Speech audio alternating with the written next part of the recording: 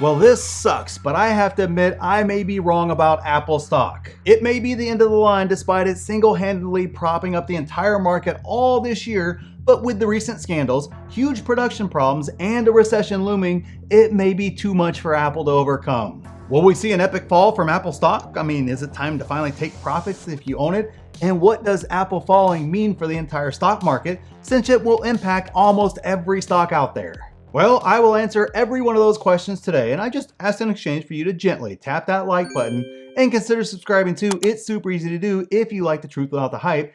And in exchange for you hitting that like button, I will show you my favorite Apple meme. I still can't get over the fact that they took away the headphone jack, and yes, I'm one of the last people on earth that works out with corded headphones, but still, they should leave it in there.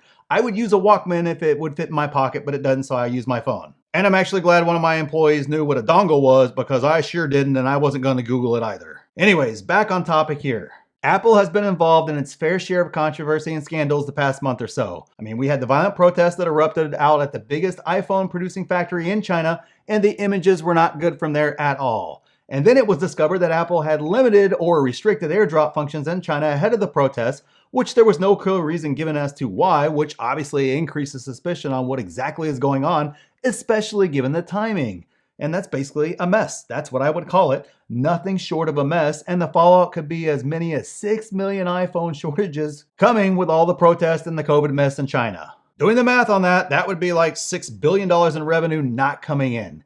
And that is 6 billion, guys. That is a massive number. I saw some estimates as high as $15 billion that could impact Apple's bottom line. And I'm sure that's more of a worst case kind of scenario type thing, but still 6 billion or 15 billion is still a lot of money. And all of these shortages are happening after they were already having trouble keeping up with demand upon release and kind of coming through this next iPhone cycle. They already had a supply problem to begin with.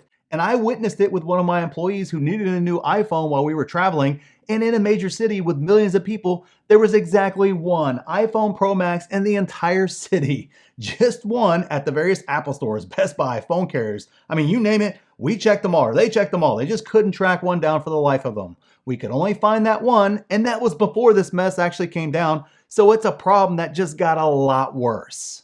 But that isn't all. There is actually more. So we were discussing the other day in the group the controversy Elon kind of kicked up, accusing Apple of being kind of against free speech and removing Twitter from the App Store and some other kind of sordid details like that. And actually, before I forget, some of you requested to extend the sale to join my group as you missed it, so I did it just for you all, so check out the pinned comment to jump on that. But we were discussing the Apple and Elon drama and how it would affect Tesla and Apple, and I actually put out a video as well to cover the topic in depth and make some further points about the advertising and what Elon is trying to do there with Twitter, the effects on Tesla and all that good stuff like that. But kind of going back to how it related to Apple, of course, everyone wanted to know how the drama and some of Apple's practices that Elon accused them of would kind of play out.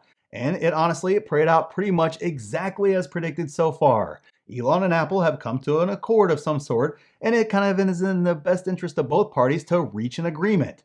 Even if Apple holds all the cards in this particular scenario, it is still in their best interest to make an agreement with Elon and kind of move forward. But obviously it still brought a lot of things back in the spotlight for Apple, and even Zuck jumped in since the heat is off him for once and kind of was blasting Apple too. I mean, look at what has happened to Meta this year, so I'm sure he was very happy to see somebody else get some shade and kind of put some shade on Apple instead of everything kind of falling down on him. But all of this kind of sets up for a lot of headwinds for Apple, not just in the news and for traders, but for long-term investors as well, as you cannot have production issue on your biggest selling product and not see it affect the bottom line, which of course is what will ultimately dictate the stock price, which may not be pretty at all if we're being honest here, guys. So why is this relevant to you as an investor, especially if you don't own Apple? Well, we will cover if Apple will fall in just a second here, but the relevance of a potential fall is important to you as an investor for a couple of reasons. First, Apple makes up a disproportionate amount of the weight of the S&P, and a lot of other funds hold huge amounts of Apple stock as well. It has also undeniably been the hideout spot of the vast majority of the big money players in Wall Street during this downturn.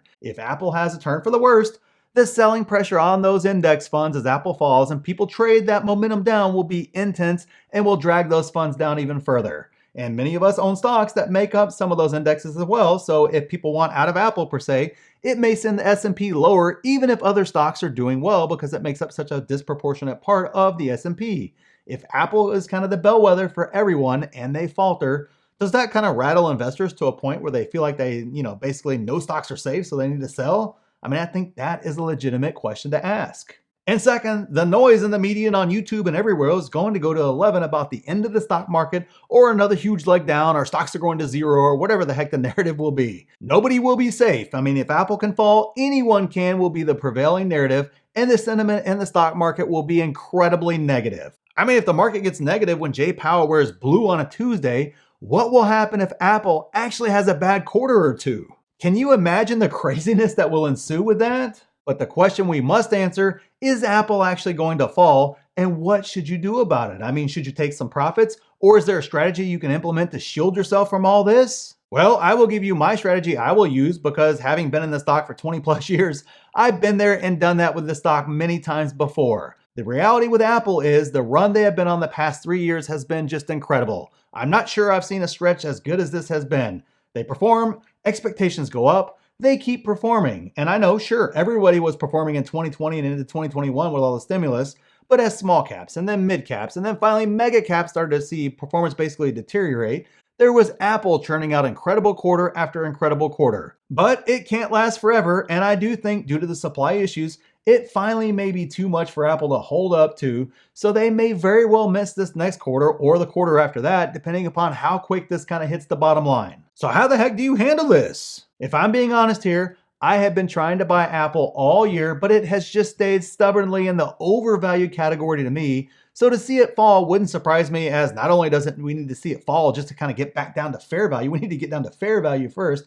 It probably needs to at least fall into undervalued territory just so we can call this an actual real crash. I mean, it just makes no sense for that to be the only stock that hasn't really crashed yet. And I would love to see that, as this to me is a short-term issue, not a long-term problem. So if Wall Street wants to beat the stock down, I will happily buy up shares. What? I mean, suddenly iPhone sales drop, not because of lack of demand, but a severe shortage in supply, and I'm supposed to think it's a systemic problem with Apple? Give me a break. But I know that will absolutely be the narrative, and Apple will suffer because of this. But also keep in mind, with Apple, the shareholder base is very stable. I mean, you get guys like Warren Buffett holding the stock, so it's not going to move like Tesla when negativity comes. So I don't think we will be getting a 50% discount on this stock. Now, I know some don't want to hear that, but given the shareholder base and how good the execution has been for years now, I don't think they will get the beat down like others unless there is something truly shocking on the earnings call. But I'll be honest here now, guys. If Wall Street wants to get stupid, it will be another golden opportunity to add Apple stock, so make sure you are prepared if that happens. I already have too much Apple as it is, but I cannot pass up on a great deal on a great stock, so when Apple hits my price target, I'm going to happily execute those buys. And if you want access to my watch list with all my price targets for all the stocks that I'm looking to buy, and you want 5 free courses and a ton more, remember to check out the pinned comment down below to become a member and at least look at everything you get. And click this video here for the stocks I'm still buying in this market, and click here for exactly what I'm doing to make huge money in this market. So thanks for watching, and we'll see you in the next one.